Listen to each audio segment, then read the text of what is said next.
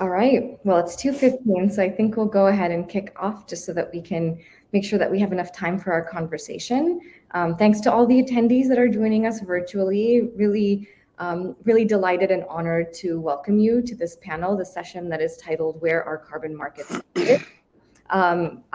Will be your moderator for the day. I'm Shaila Raghav. I am the co-founder of Time CO2, where we're focused on business climate action.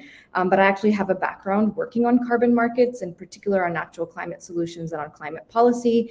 And so the topic that we'll be discussing today is really close to my heart, and it's something that could not be more important for us to discuss right now, because it's a really important moment for climate action where we really never felt the need to act more urgently.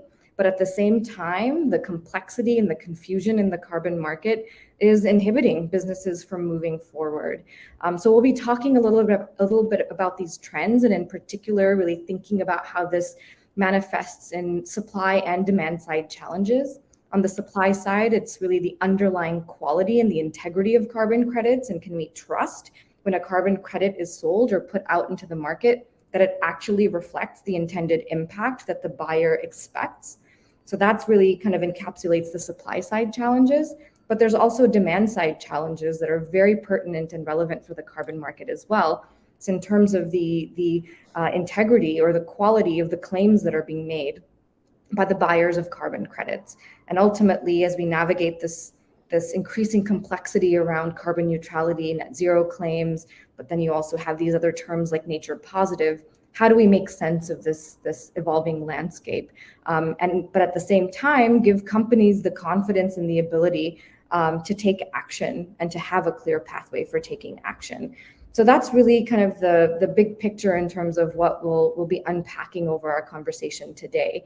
And I'm really pleased and delighted to have an incredibly experienced panel with a background that really spans that range of supply and demand side issues to lend their perspective and their voices to those diverse challenges, but also to leave you with some action items, with some lessons learned and next steps that hopefully you can all take into your work, and to help create this as an ongoing conversation and dialogue as well. So I would now like to invite our panelists to introduce themselves, to tell you a little bit about their work, and also to share with you what is their go-to climate book, podcast, or content that has been insightful to them recently, or that has helped spark an idea or change their mind about climate action. So let's go around. We'll start with Michael Musgrave, who is the Director of Nature-Based Solutions Assurance and Verification at ERM. Over to you, Michael. Thanks, Charlotte. Really great to be here this evening. So as you say, I'm Director of Nature-Based Solutions Assurance and Verification.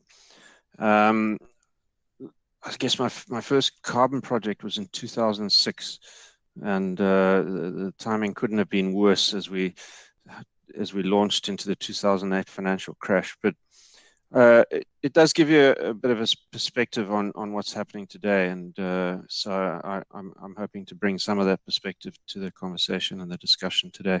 I listen to the Climate One podcast quite regularly. I find it really insightful and very wide-ranging. So that's my favorite go-to. Thank you. Great. And now let's turn to Elizabeth Geller, who's the Director of the Energy and Climate Practice at 3 Degrees. Thanks, Shaila. Thank you so much for having me on this panel. My name is Elizabeth Geller. I'm a director at 3 Degrees, which, if you have not heard of 3 Degrees, we're a global climate change solutions provider. And our mission is to make it possible for businesses and their customers to take urgent action on climate change. So what we do is we offer a variety of products like carbon credits, energy attribute certificates, and then advisory services as well. And that's the team that I sit on. I'm on our consulting team. I work with mostly large corporate entities, but organizations of all sizes to set and implement climate goals.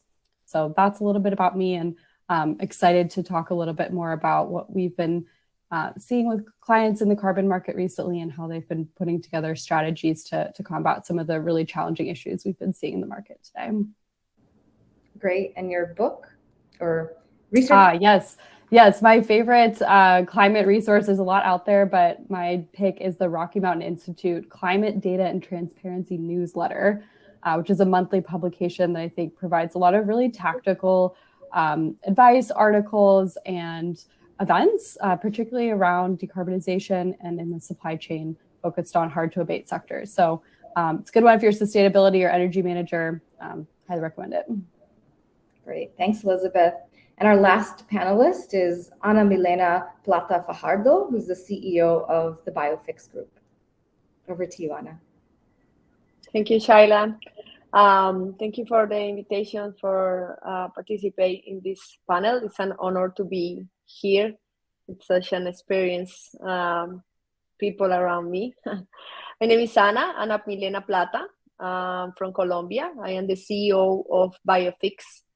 Biofix is an environmental consulting company which is located in Colombia, in Sao Paulo, and also in Miami. And my favorite movie is typical movie that maybe all of you have been seeing. That is Don't Look Up. This is one of my favorite because it's a call to action now. So that's why I like it. My background, I am an economist, and I hold a PhD degree in forest engineering. And I'm excited to be here and to share some insights about jurisdictional programs and versus project level in carbon markets. So thank you all. Great. So in terms of our conversation today, we'll roughly cover 3 sections, and we're gonna target 2 supply side issues in terms of underlying credit quality and integrity, and then we'll spend our last topic discussing demand side issues related to claims and really thinking about kind of how claims could vary based on the types of credits, or if they should at all.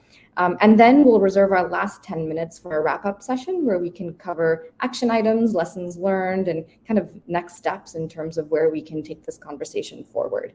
The intent here is really to keep the conversation fluid, keep it dynamic. So I invite any of our panelists to jump in with any perspectives, even if it's a question that's not directly targeted to you. So we'll start with our first issue, which is a supply side one. And one of the issues that comes up repeatedly in nature-based solutions is really kind of recognizing how we acknowledge all of the multitude of benefits beyond carbon. Kind of we hear this term carbon tunnel vision a lot. And almost that there's this criticism that the carbon market has become too reductive, where it's just focused on carbons so much so that it's to the detriment or the expense of prioritizing or integrating community rights, social outcomes, or even biodiversity. At the same time, there are differentiated standards or certifications like CCB for community and biodiversity add-ons, but it's also difficult to find that correlation between quality and pricing in all of those co-benefits in a systematic way. So Michael, my question for you would be really related to this underlying issue of co-benefits. What has been your experience in both validating and kind of measuring the achievement of those co-benefits, and then how do you go about actually packaging those together with carbon? Is it better to bundle them together, or do you keep those attributes different? What has been your experience in handling the co-benefit opportunity when it comes to carbon markets? Yeah, thanks, Charlotte. If we step back and have a look at this co-benefit issue and how badly it was ignored very early on in the carbon, establishing the carbon markets, particularly when it comes to forests and land use projects. We had an entire acronym invented by the United Nations, the RED acronym, which they then had to go back and add a plus to the end of it because, as an afterthought, suddenly, the communities that actually live in these forests and sometimes who, have rights over these resources were completely left out of the equation in the beginning. Anyway, that's a good thing. We added a plus on the end of it, and we carried on. But the phrase that you used, this carbon tunnel vision, has continued to the point where we've partly, I mean, not solely got ourselves into a credibility crisis, but partly gotten ourselves into this credibility crisis where a component of the criticism involves the lack of benefits that flow to local communities on the ground, the fact that it doesn't really have, these projects don't have a huge impact on livelihoods, on poverty, and various other issues that you're going to have to address. Now, these things are not just a nice to have. And I think this is where the debate has gotten lost, although there is a realization starting. But these things are essential for project success. So why would you leave them out? And I think there's a massive lack of understanding in terms of the role that local Indigenous people play on the ground, and local communities anywhere in the world play on the ground when you start making changes in the management of land. It inevitably involves people. And so, you asked a question about incorporating some of these co-benefits, and then we could then add on biodiversity to that as well. The two major co-benefits, social and biodiversity, and start taking a bit more of a holistic approach to carbon and move away from this tunnel vision. And not because, again, it's the right thing to do, although it is, because it's the difference between it working and not working. It's the difference between being credible and not credible. And that's just the facts now. You can take whatever ideological position you want to take on this thing, but the fact is that unless you address people and biodiversity alongside a carbon project, you are going to run into both reputational issues and implementation issues on the ground in terms of generating credits. So I'll stop there for now, and we can drill down perhaps later into some of the more detailed critiques of the methodology and the approaches that need to happen. But let me hand it back to you, Charla. Thanks very much. Yeah, great. If you don't mind, I'll ask you a follow-up question. What do you think is the optimal mechanism to ensure consistency in how social and environmental benefits get integrated into projects? Because there's a lot of variability, right? There's a lot of nuance there. So is it just a matter of a checklist where you've consulted communities? Is that enough? Or do you have to actually proactively ensure that the project is delivering positive benefits to communities? And there's a lot of variability between those two. What have you found to be the most effective way of achieving that right balance? In a sense, you've asked the wrong question and the right question at the same time. So let me explain why. You've asked the wrong question in terms of saying, how do we ensure consistency? And we will never be consistent when we're dealing with widely different cultural contexts, land use types, habitat types, communities. People are amazingly diverse all over the world. And so there's no one size fits all solution. But you've asked the right question in terms of a methodology that we could use to get at this diversity and to understand it and to learn about it and adapt our implementation to local context. For me, context is everything. But that doesn't mean that there is not a series of methodological approaches that you can use to start understanding that context.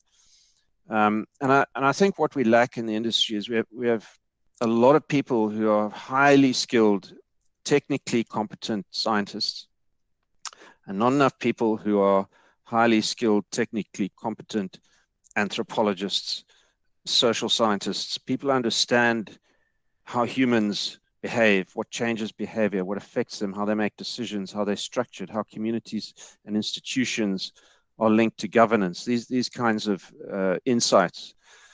And as soon as you get those people in the room, they know exactly what to do. We have a very, very clear academic basis for participatory methods, which can be used to include communities. For stakeholder engagement, the same methodology can be used in Colombia, Zambia, India. You get different results, but the methodology applies. Theories of change, developing solid, plausible, logical theories of change that then are backed up by a logical framework of cause and effect management interventions that produce an outcome so that we can actually maintain or prove that we've delivered impact. These things are universal. And so I think what we need is a much higher or a much more different skill set when it comes to engaging with communities. You know, we've got massive problems with MRV and all of these technical forestry, land use type related issues. Fine. We've got plenty of experts that can solve that problem. We've got a technology revolution about to help us, again, to solve these detailed technical MRV problems. What we don't have the people in the social science, the anthropologists, the behavior change people to come in and implement the methodologies, which are there. They're out there. We just need to do it. Great. Thank you, Mike. So maybe now transitioning on an adjacent supply side issue, I'll turn to you, Ana Milena, to comment a bit about community rights. And one of the biggest criticisms when it comes to the carbon market is the fear of land grabs, or the fear that the sovereignty and rights of local communities will be undermined in favor of commodifying the carbon on their territories, or for land tenure to be one of the biggest challenges in making sure that there's certainty and clarity in how carbon can be transacted. Could you share with us your experience and perspectives, and how do you ensure that the adequate safeguards are in place so that the carbon market can actually be a driver of supporting these communities rather than stripping them of their sovereignty, their rights, and their access to funding? Okay, well, this is a complex and increasingly pertinent topic, property rights and carbon property rights and how they affect carbon market.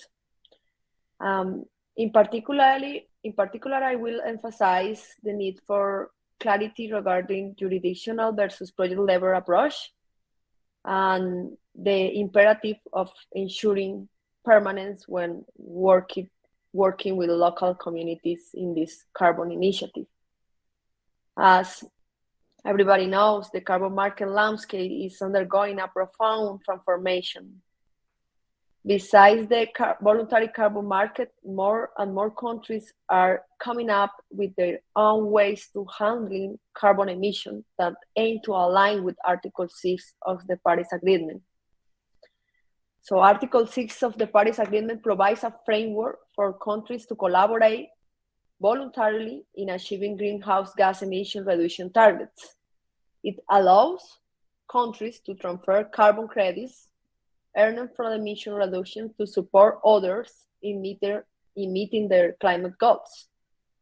On the other hand, voluntary carbon markets, which have been active for approximately 3 decades, generates carbon credit from private sector emission of offset projects.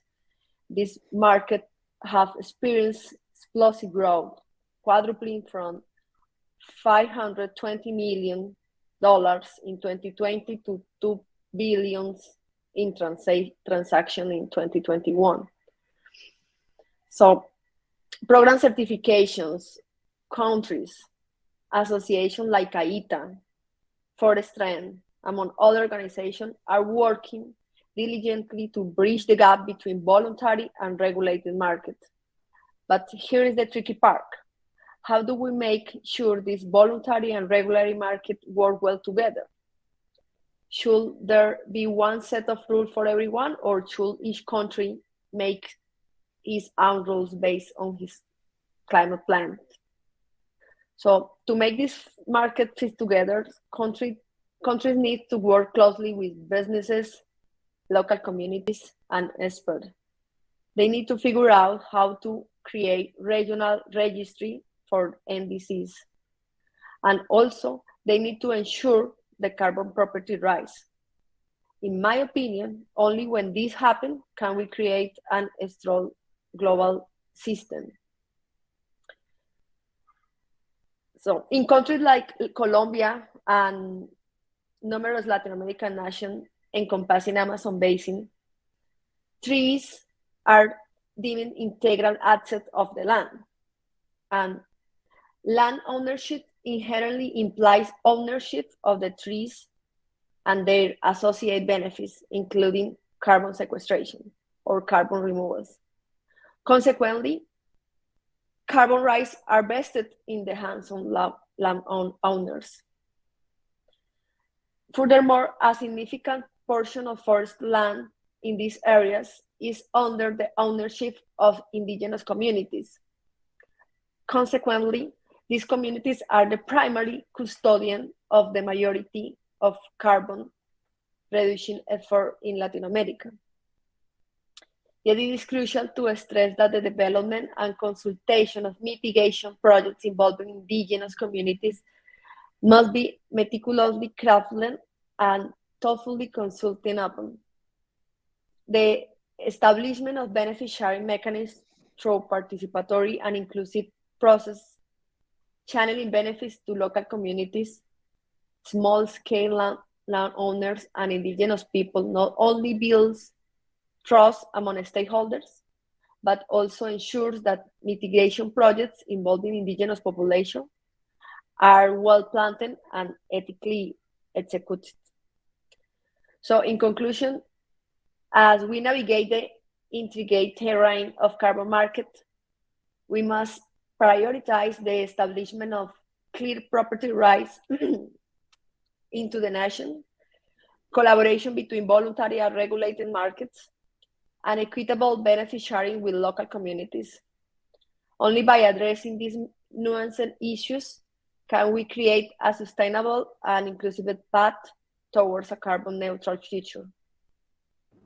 Great, thank you, Ana Milena. So I think between kind of Michael's comments and yours, we have kind of a list of kind of some of these prerequisites or some of these steps that are so critical to make sure that the market works. One is really just fundamentally ensuring that every carbon project, especially nature-based solutions, has a social and environmental or biodiversity component. But you also highlighted a number of these other kind of regulatory or process steps that are absolutely essential.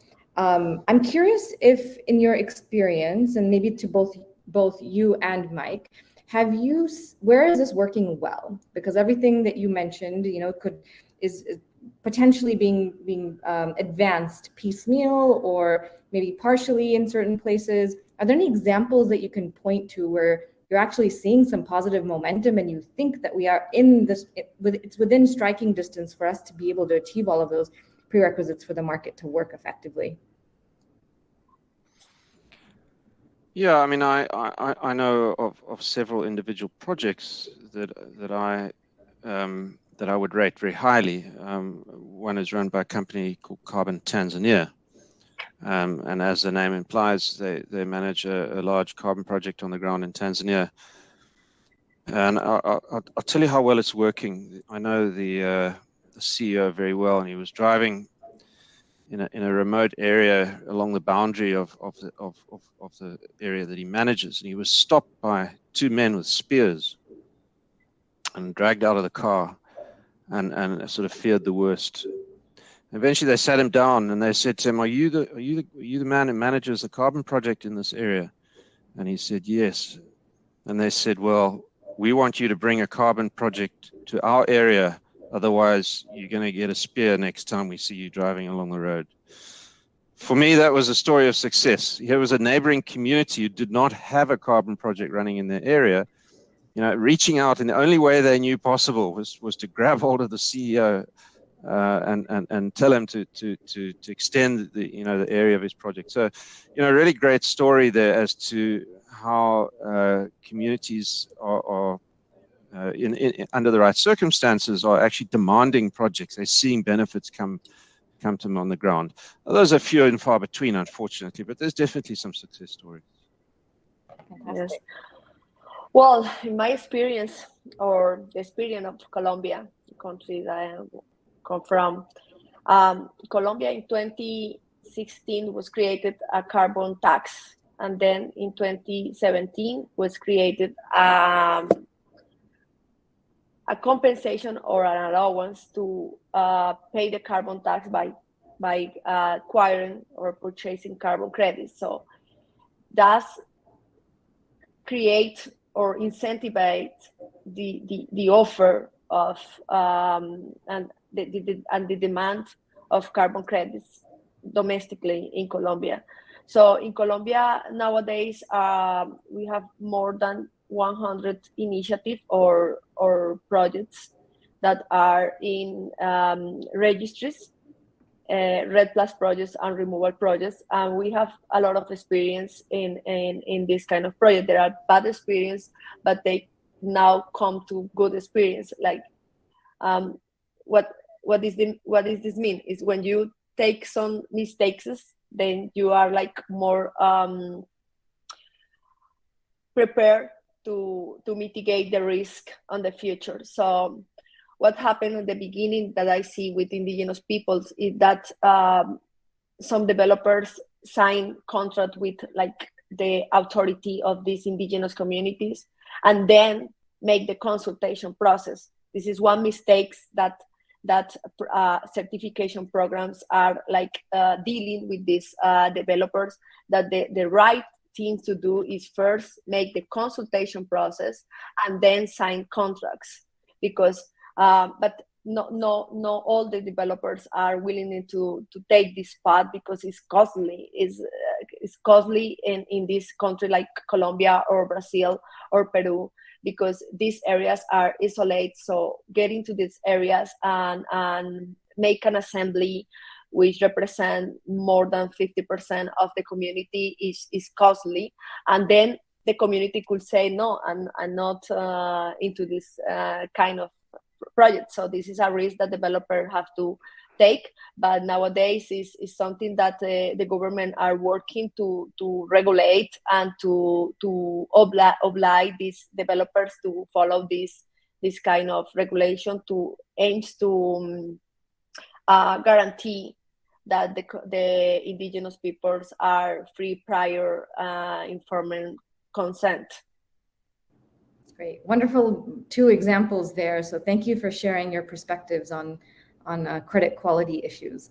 So now let's turn to the demand side. So it has been an active debate over the last few years, this whole issue of claims and carbon neutrality and net zero. And we've seen a lot of criticism of individual companies themselves and the claims that they were making, even sometimes legal action being taken against some of them, and an evolving set of guidance and code of practice that's been published.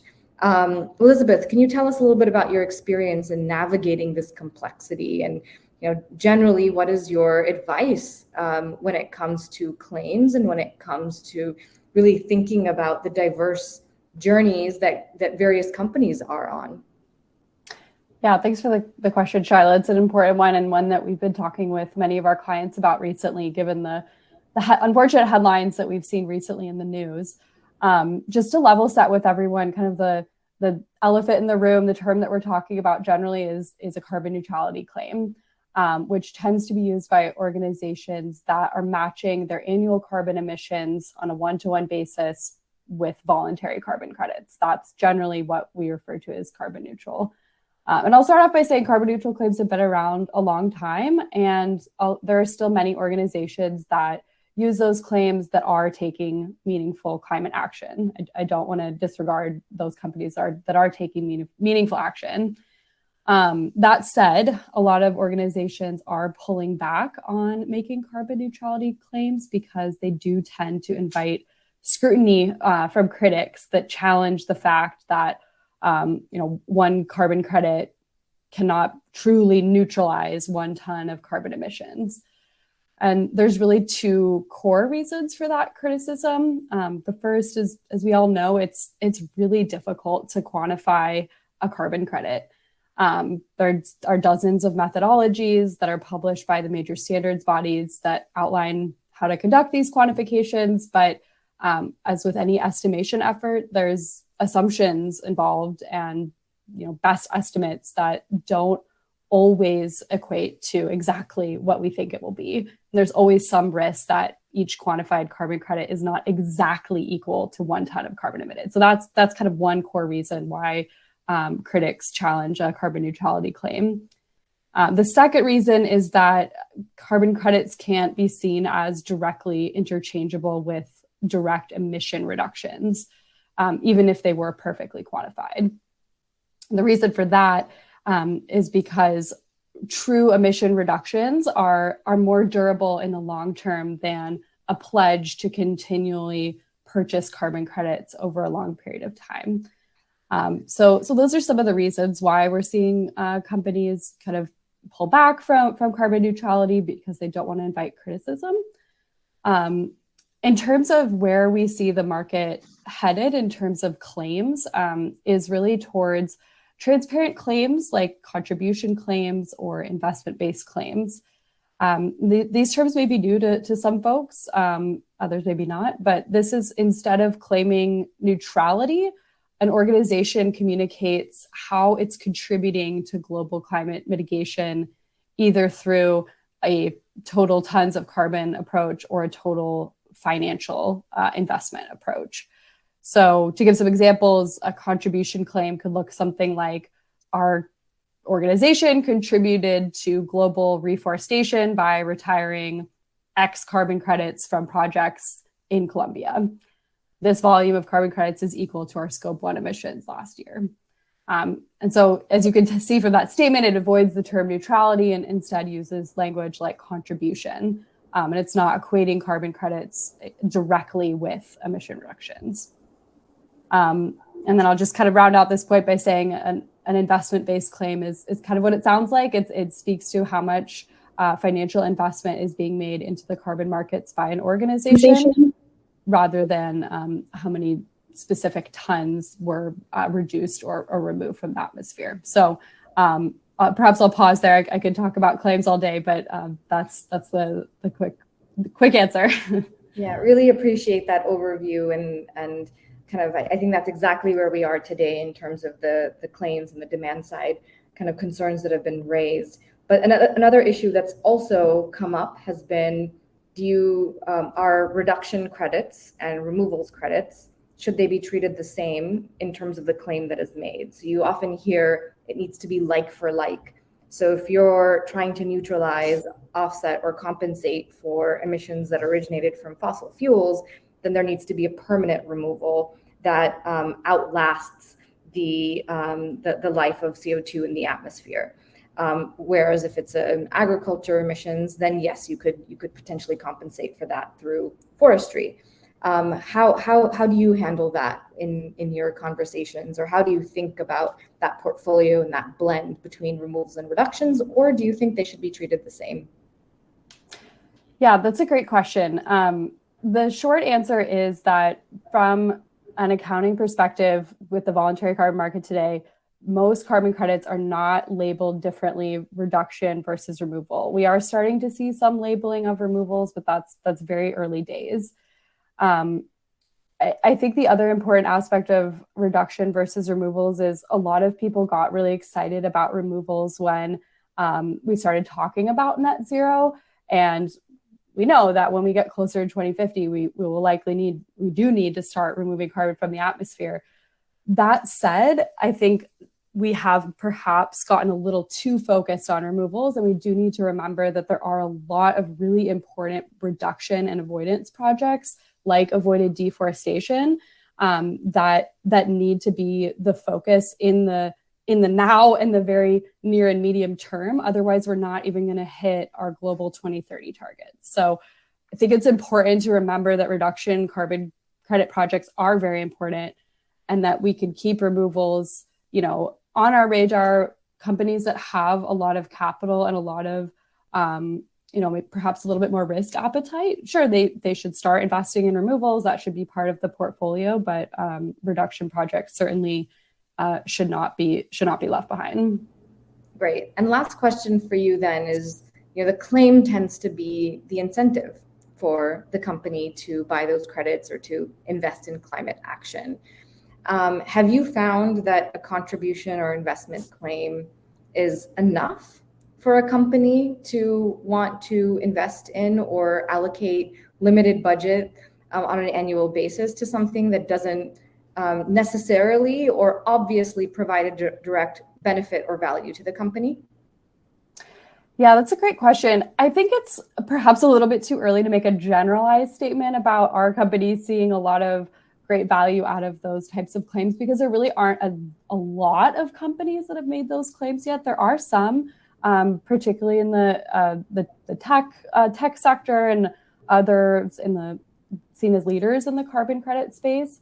What I do think that contribution claims and investment-based claims help with, especially if you're talking to your organization's leadership about making this type of claim, is that it really can prevent a lot of reputational risk and its scrutiny that can come with carbon neutral claims. So in that way, I do think it is beneficial to organizations because it can help mitigate some risk. And if a company was already maybe lukewarm about making a claim or a statement, I think those contribution claims, those investment-based claims can perhaps provide a little bit more assurance to a company's leadership that it perhaps won't invite as much scrutiny as some of those neutrality claims.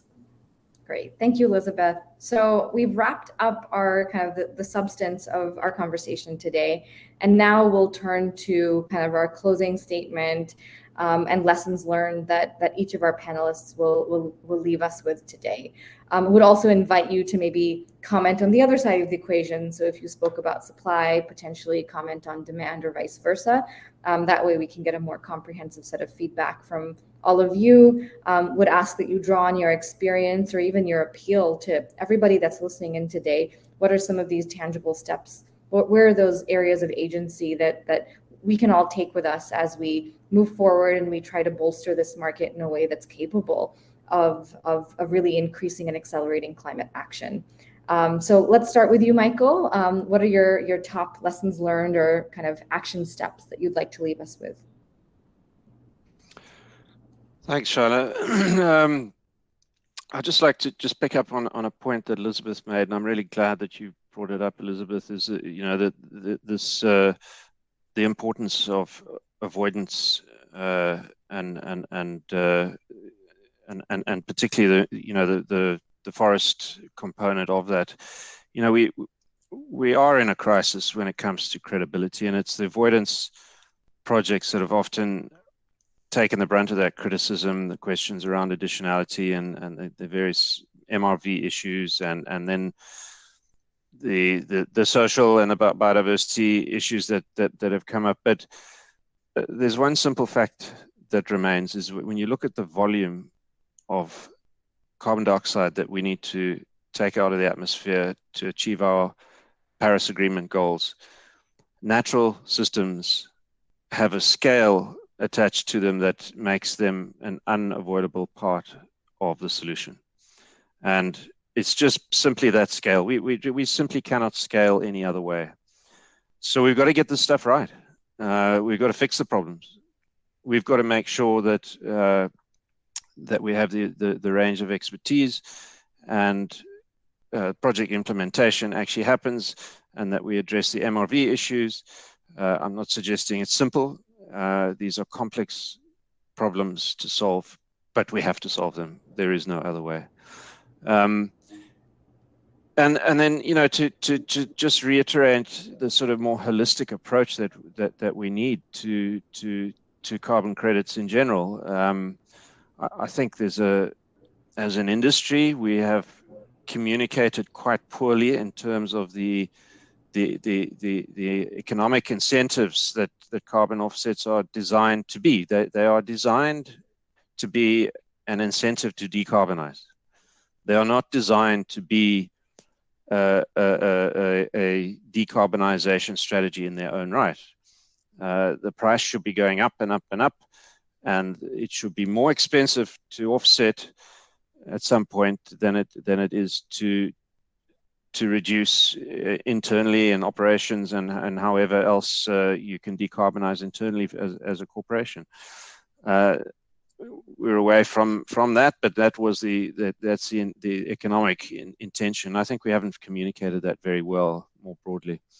But just to conclude, I think the co-benefits piece has got to become mainstream, part of how we price, part of how we assess a project, part of how we describe success. Is yes, it's 1 ton of carbon removed from the atmosphere. That remains, that does not change. But in addition, the other things that come with the utilization of land that people live on. Thanks. Great. Thanks so much, Mike.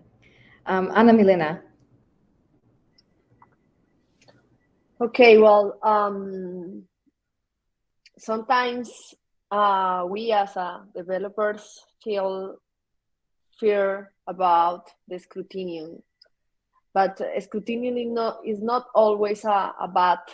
Is something that we need to think about and make more rigorous the process. Program certification are more rigorous nowadays, and we need to adapt. But this is a call to continue in this practice, to continue not just thinking on removals, but removals is something that we need to work more in our Latin American countries, but also in their avoidance or the REDD+ projects that are already developed in this country, because the financial resources that are going to these communities are changing their life. And this is something that was created at the beginning of the mechanism. The mechanism was created to transfer resources, financial resources from developer countries to underdeveloping countries. So this is something that we need to think about it and continue with this path of REDD and removals together. Wonderful. Thank you so much. Elizabeth, you get the last word. Great. So my first point of advice is get your emission reduction plan in place first before you even start talking about carbon credits. That's the first place to start. It's your best defense against any sort of claims criticism. If you have a great emission reduction plan in place, that's where you start. The second piece is be really thoughtful about your carbon credit purchases. We've heard a lot today from other panelists about co-benefits and weaving those co-benefits into your business values and picking projects that have co-benefits that align with your business values will make that a more sustainable approach as your company leadership changes, as economic conditions change. The more that you can embed those carbon credit projects more than carbon into your organization, the more sustainable they will be as part of your sustainability plan. So that's my second point. Third is consider a contribution or an investment-based claim. Especially if you're thinking about setting a new goal or making a new claim, really consider those new types of claims. And then lastly, I would say be optimistic and stay positive. There's a lot of negative attention around carbon credits right now, which is unfortunate. But on the bright side, there are more public examples and more resources than ever before. There's rating agencies, forecasts, more and more pricing information that's available in the market. And I think that's something to be really positive and optimistic about, because that type of information just hasn't been available before. So there's a lot out there to help you. Thank you, Elizabeth. I think that's a great note to conclude our panel on. Would like to extend my gratitude to all three of you for your really compelling and rich insights, and to GreenBiz